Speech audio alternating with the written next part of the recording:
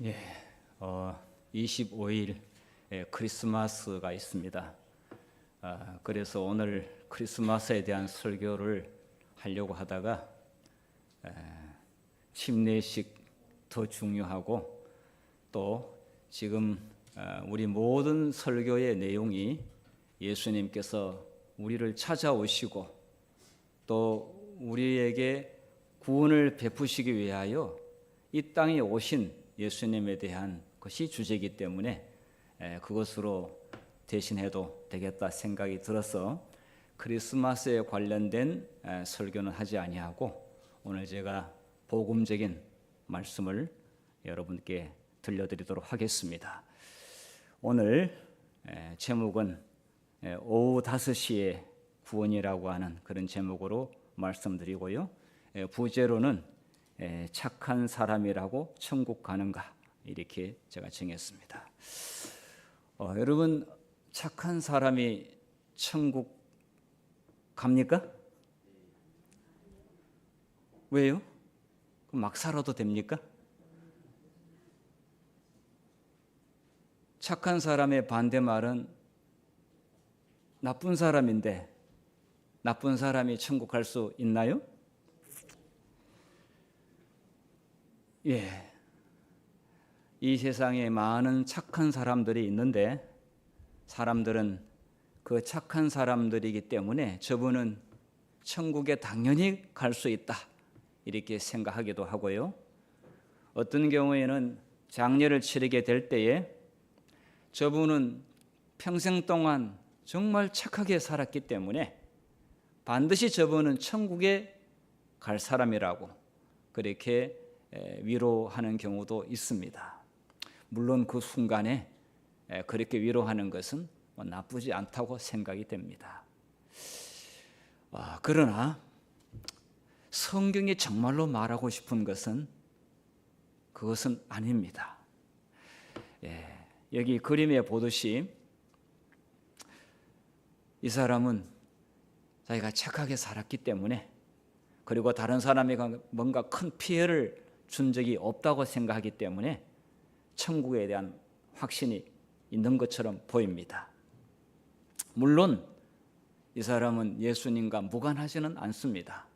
그러나 예수님을 믿는다고 할지라도 자기가 착한 생애를 살기 때문에 하늘나라 갈 수 있는가?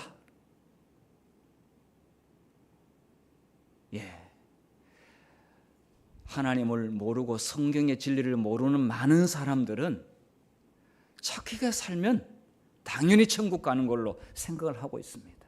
그리고 나쁘게 살았던 사람들은 절대로 천국 갈 수 없다라고 그렇게 일반적으로 생각하고 있습니다.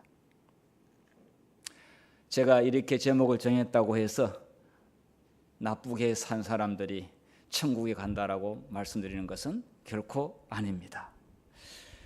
자, 그림을 하나 보여드리도록 하겠습니다. 17세기에 아주 유명한 화가 있는데 렘브란트라고 하는 화가가 네덜란드 사람이죠. 이분은 성경의 그림을 정말로 잘 그리는 사람이고 성경의 진리를 그림을 통해서 잘 표현하는 사람입니다. 자, 이 그림의 내용이 성경에 무슨 말씀과 연관되는지 딱 보면은 아시죠? 여기에 자, 이분은 누굽니까? 뭐 제목에 나와 있듯이 탕자, 둘째 아들, 집을 나가서 재산 다 말아먹고 돌아온 둘째 아들, 아버지가 있고요. 자, 여기 뭐 다른 사람이 있지만은 특별히 이 화가는 이 그림을 여기에 이제 그려놓는데 이 그림은 누구라고 보입니까? 집에 있었던 첫째 아들 지팡이를 짚고 있습니다. 자, 이 렘브란트라고 하는 사람은 빛의 그 정도, 이 빛을 비추는 정도의 그 의미가 아주 중요한 의미가 전달되는데요. 자, 여기는 조금 밝고요. 여기는 좀 어둡습니다. 자, 이 첫째 아들은 지금 어두워요. 자, 여기에 둘째 아들을 맞이하는 아버지는 비교적 얼굴이 밝기는 밝아요. 그런데 아버지 얼굴이 굉장히 상했어요. 자, 이것에 대해서 좀 더 상세히 보면은요. 자, 지금 아버지가 아들을 맞이하면서 아버지의 두 눈은 시선이 정확지 않습니다. 자, 시선이 정확지 않을 뿐만 아니라 아버지의 눈은 정상으로 보이지는 않습니다. 제가 볼 때는 실명하지 않았나 이렇게 생각이 드는데요. 자, 여기에 돌아온 탕자의 등을 보면은 아버지의 손이 한 손은 작고 한 손은 큽니다. 자, 이 아버지의 눈 시선과 눈의 모습을 보니까 결코 보통 건강한 사람의 눈이 아닌데, 렘브란트 화가는 이것을 무슨 의미를 전달하고 싶은가, 보는 사람마다 약간 차이가 있겠습니다마는 이 집 나간 아들을 이루면서 얼마나 울었는지 하도 울어가지고 눈이 정상이 아니고 좀 실명에 가까운 눈이 되어버리지 않았나 하는 생각이 듭니다. 그렇게 보는 사람도 있습니다. 저도 일면에는 약간 공감을 합니다. 자, 그런데 손을 보면은 손이 오른손과 왼손이 달라요. 자, 여기 왼손은 아버지의 넓적하고 듬직한 큰 손이고 건강한 손인데, 이 오른손은 매우 부드럽고 연약한 손인데, 이것은 한 손으로는, 즉 이 오른손으로는 아들을 부드럽게 포옹하고 껴안아주는 그런 아버지의 마음이 손을 통해서 전달되고 있고요. 그 다음에 이 왼손의 큰 손은 그 아버지의 듬직한 힘 있는 그런 큰 손을 이 화가는 보여주고 있습니다. 자, 그리고 이 옆에 서 있는 이 첫째 아들은 마치 재판관처럼 아버지 하는 행동에 대해서 매우 못마땅한 모습으로 지팡이를 딱 짚고 지켜보고 있습니다. 인상을 찌푸리며 지켜보고 있습니다. 자, 이 이야기가 누가복음 15장에 나오는 이야기인데요.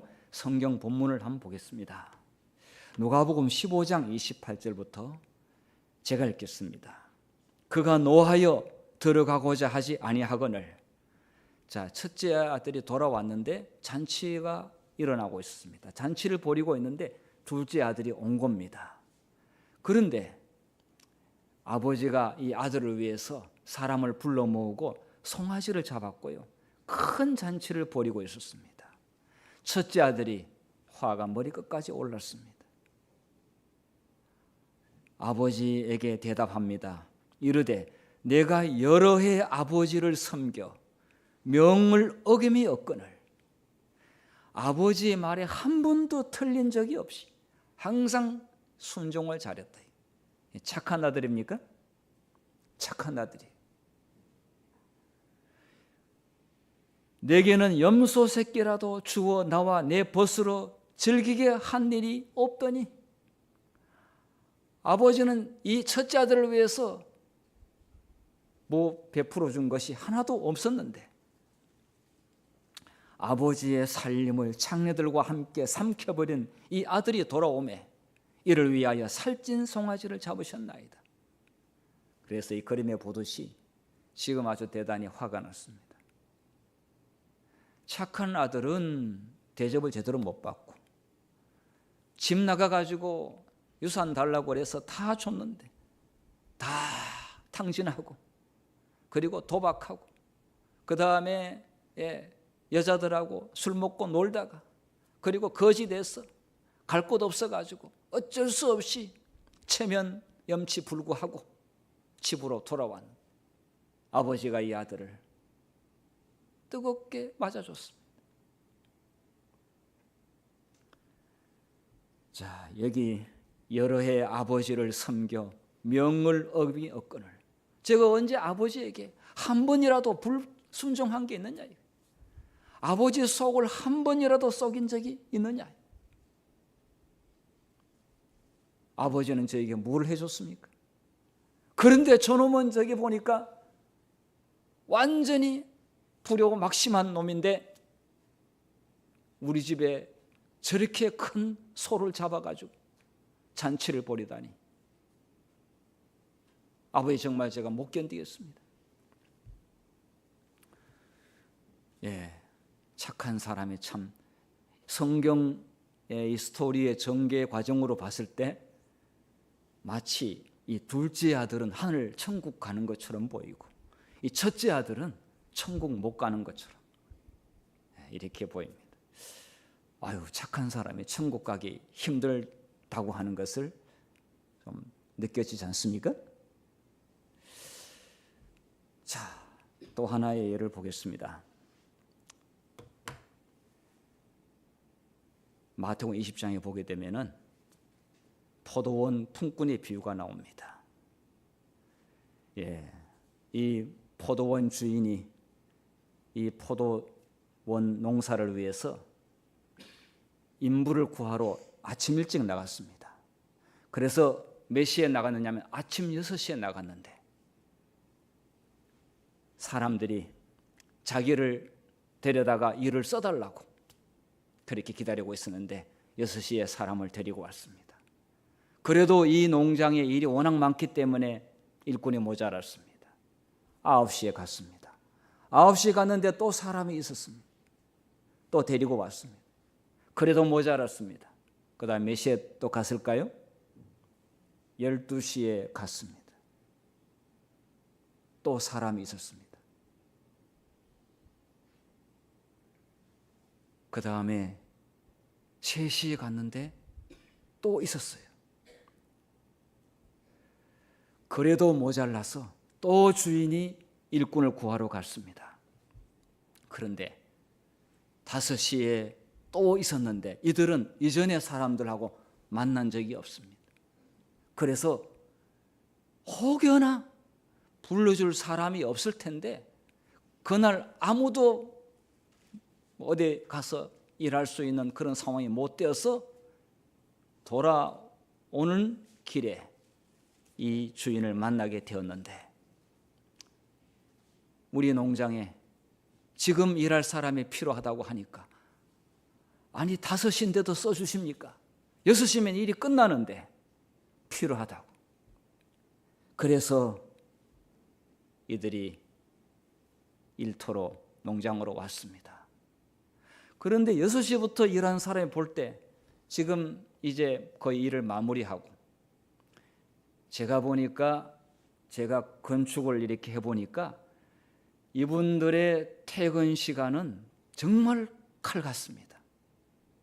그래서 6시에 퇴근한다고 그러게 되면 이미 5시부터 이미 연장 정리하고 그 다음에 옷 다 갈아입고 딱 나가는 시간이 5시 59분 이렇게 됩니다. 야, 뭐 정확합니다. 이거. 6시 10분까지 일하는 사람은 아무도 없습니다. 그런데 5시부터 이제 마무리하는데 또 새로운 사람들이 들어왔습니다. 저 사람들은 돈도 못 받고 갈 사람들이라고 생각했고 우리는 6시부터 열심히 일을 했으니까 오늘 하루 품삯을 충분히 받아갈 것이라고 그렇게 생각했는데 6시가 되기 전에 주인이 품삯을 나눠주는데 아니 이게 웬일입니까? 5시에 온 사람부터 먼저 나눠주는 겁니다. 아니 먼저 온 사람부터 줘야 순서가 맞는데 그런데 더 놀라운 일은 자기들이 그날 여기에 보니까 한 데나리온씩 그러니까 오늘날 말하면은 25만 원 25만 원 하루 인건비 25만 원 약속했고 자기들이 25만 원을 받는 걸로 생각했는데 다시 온 사람들이 얼마를 받고 있어요? 5시에 온 사람이 25만 원을 받고 있는 걸 보고 이 6시, 아침 6시부터 온 사람들이 깜짝 놀랐습니다.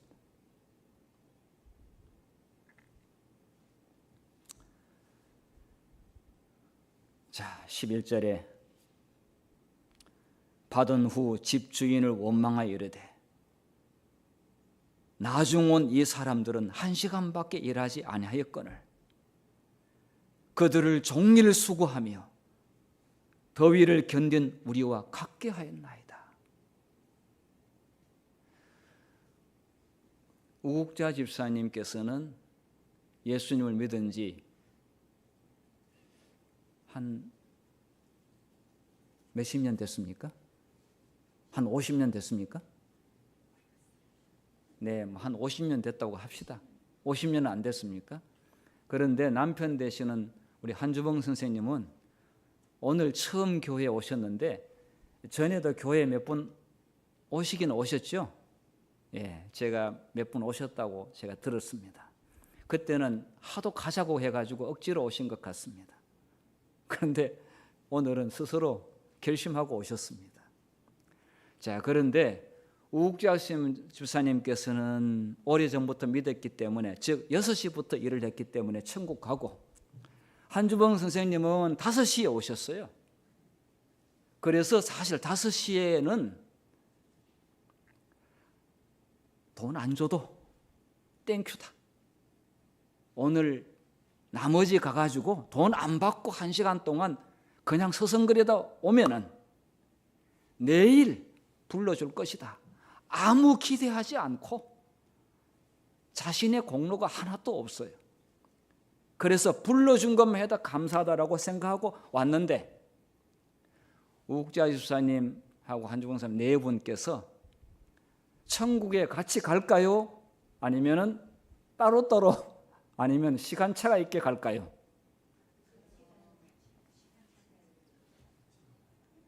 시간차가 있다고 하는 말도 들리는데요.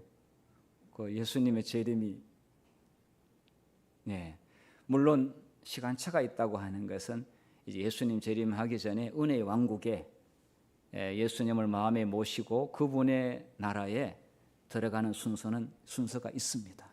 그러나 제가 여기서 말하는 것은 천국에 진짜 천국에 가는 것은 같은 시간에 같이 갑니다. 이것을 우리의 세상의 논리로 또 우리의 일반 상식적인 이야기로는 잘 이해가 안 갑니다만은 탕자의 그 이야기나 둘째 아들의 이야기나 5시에 포도원에 일하러 온 사람이 받는 금액이나 성경이 우리에게 말하고자 하는 것은 우리 각자에게 주어진 하나님의 약속과 천국이 너무 대단하고 엄청나기 때문에 그 상을 나눌 수가 없고 그것은 모든 사람이 함께 같이 가야 되는 천국이기 때문에 차등이 없다고 하는 것을 알려주고 있습니다.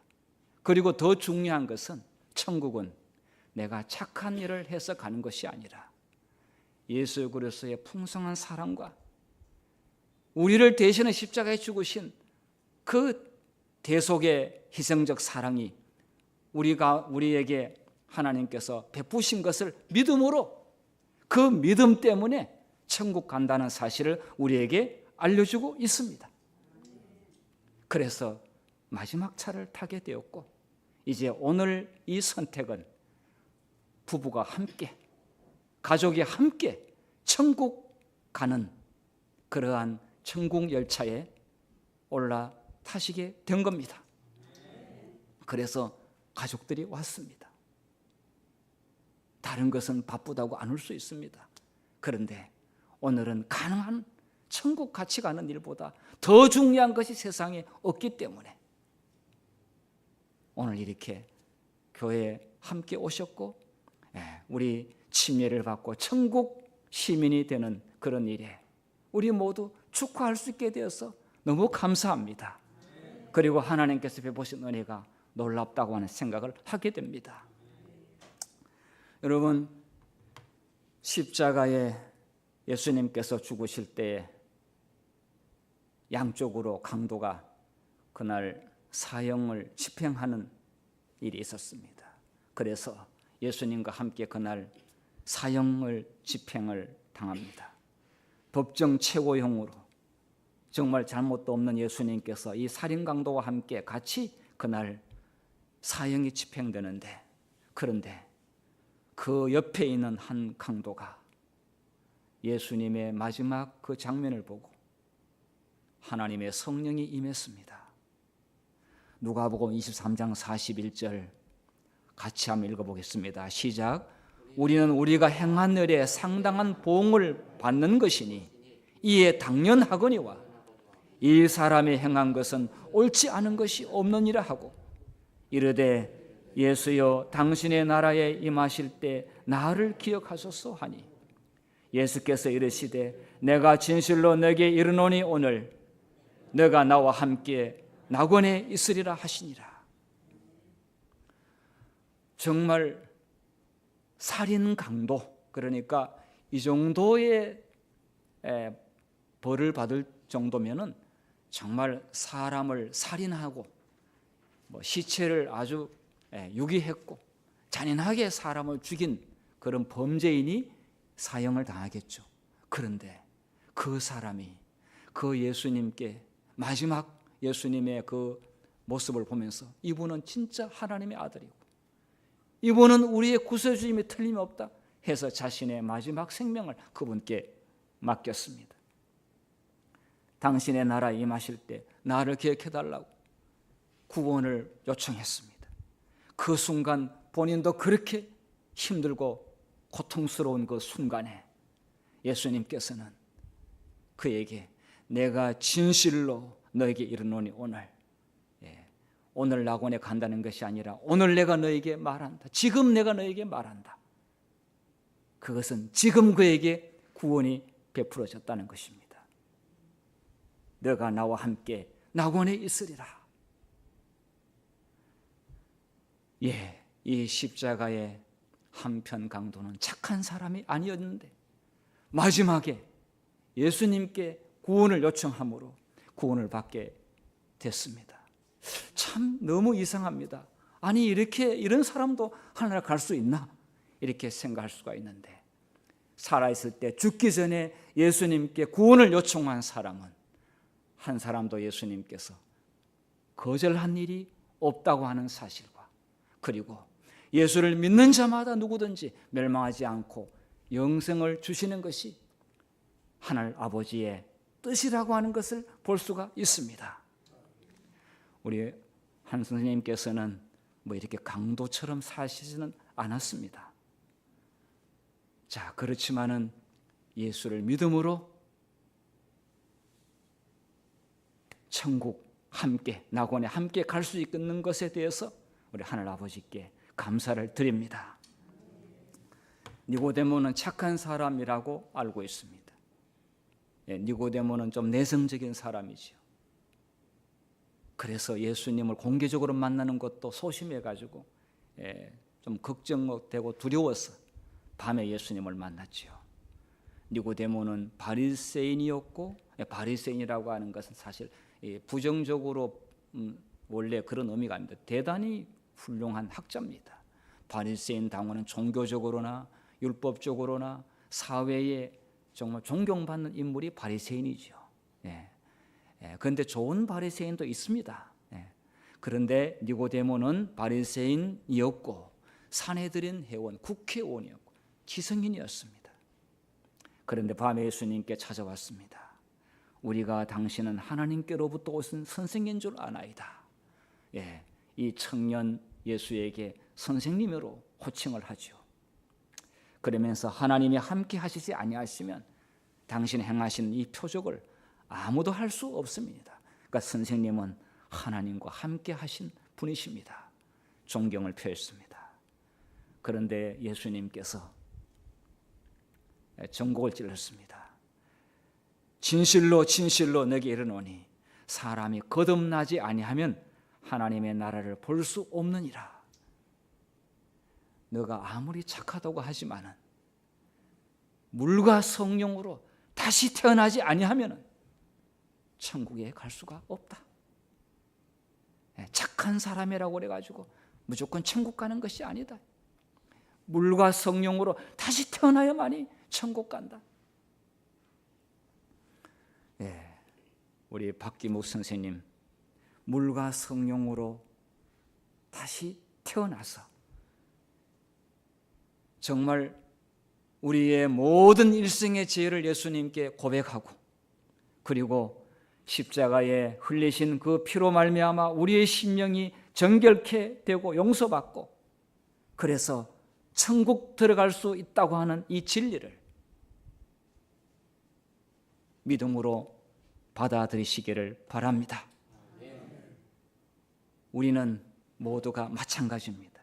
교회에 오래 다녔다고 해서도 아니고, 또 교회에서 무슨 봉사를 많이 했다고 해가지고 그것 때문에 천국 가는 것이 아닙니다. 전적으로 구원은 예수님의 놀라운 사랑, 은혜로 천국 간다고 하는 사실을 우리는 기억해야 되겠습니다. 그러므로 우리의 봉사와 우리의 선행은 하나님에 대한 감사에 대한 열매일 뿐이지 구원의 조건은 될 수가 없는 것입니다. 니고데모는 흠잡을 데가 없는 사람이었습니다. 여기 보면 정로계단 28페이지 보게 되면 그는 정직한 사람이었고요, 도덕적 품성은 바르다고 했습니다. 그는 스스로 그렇게 생각했습니다. 그런데 사실 그 자체가 자만일 수 있습니다. 우리는 보통 죄인들과 같이 하나님 앞에 우리의 마음을 겸비할 필요가 없다가 할지는 모른다. 나는 뭐 그렇게 잘못한 것이 없다, 이렇게 생각할지 모른다. 그러나 그리스도께로부터 나오는 빛이 우리의 심령을 비추게 될 때 우리는 얼마나 불결하고 추악한 죄인인지를 깨닫게 된다. 성령은 우리의 마음속을 환히 비춰주게 될 때 우리는 예수님 앞에 한없는 죄인이라는 사실을 고백할 수밖에 없는 그런 상태가 됩니다. 그거를 인정하고 예수님께 용서받는 자가 천국에 들어갈 수 있습니다. 예수님께서 말씀했습니다. 건강한 자에게는 의사가 필요 없다. 병든 자에게야 의사가 필요하다. 나는 의인을 부르러 온 것이 아니요 죄인을 부르러 왔노라 하시니라. 2000년 전에 예수님께서 우리를 구원하시기 위하여 이 땅에 오셨습니다. 죄인 우리를 부르러 이 땅에 오셨습니다. 구주의 필요성, 예수님을 필요로 하다고 느끼는 사람은 마음이 상하고 통회하는 자만이 느낍니다. 내 스스로 나는 괜찮다고 생각하는 사람은 예수님을 필요로 하지 않습니다. 착하지만은, 미안하지만은 천국에 못 갑니다. 천국은 예수님의 공로로 가게 되는 것입니다. 성경에 아주 중요한 하나의 또 예가 있는데요. 빚진 자 두 사람이 있는데 500데나리온 졌고 하나는 50데나리온. 그냥 쉽게 이야기해서 50만 원 빚진 사람이 있고 5억 빚진 사람이 있습니다. 50만 원 빚진 사람, 5억 빚진 사람이 있는데 둘 다 탕감해 줬습니다. 자, 5억 빚진 사람이 주인에게, 탕감해 준 주인에게 더 감사하겠습니까? 50만 원 빚진 사람이 더 감사하겠습니까?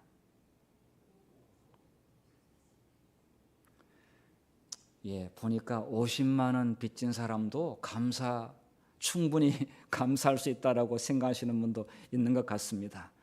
뭐 그럴 수도 있습니다.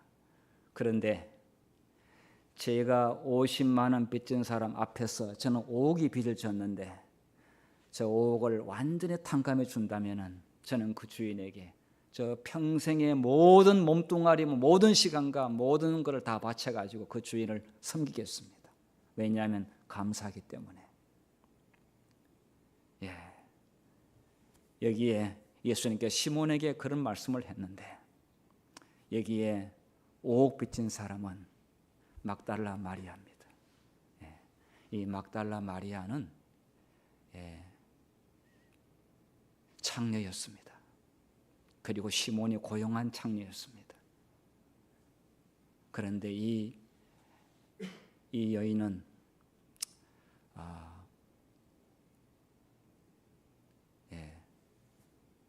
그 나사로 오빠를 살린 그런 한 가족, 나사로의 가족이기도 하지요.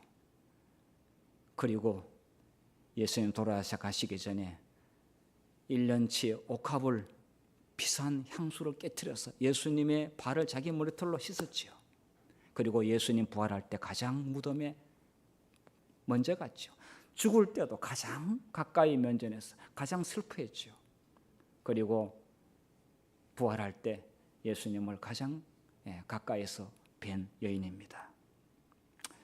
이 여인은 정말 자신의 모든 것을 드려도 아깝지 않았고 정말 주님의 용서를 몸소 체험한 여인이었죠. 시몬은 저 여인보다는 내가 낫다라고 생각했는데 예수님께서 둘 중에 누가 더 사랑하느냐? 많이 탕감받은 자다. 오늘 여기 앉아 계시는 분은 나는 지금까지 살아오면서 가장 많이 하나님의 은혜를 입은 자라고 그렇게 생각할 수 있기를 바랍니다. 그래서 너무 감사하고 나의 남은 생에는 우리 예수님을 위하여 모든 것을 드리겠다. 그렇게 결심한다면 그 감화와 그 감사는 앞으로도 더 충만해지리라고 믿습니다. 로마서 5장 8절에 우리가 아직 죄인 됐을 때 그리스도께서 우리를 위하여 죽으셨습니다. 착한 사람을 위하여 죽을 수도 있습니다만 죄인 된 우리를 위하여 그분께서 죽으심으로 우리를 사랑한다고 하는 보증을 우리에게 보여주었습니다. 이것을 우리가 생각할 때 우리가 가장 큰 죄인이라는 사실을 깨닫게 되죠. 정로의 계단 36페이지를 모두 읽고 말씀을 마치도록 그렇게 하겠습니다. 자, 힘차게 읽어보도록 하겠습니다. 시작. 우리가 죄의 악한 것을 가장 절실히 깨닫게 되는 때는 우리가 하나님의 사랑을 가장 충분히 이해하는 그때이다.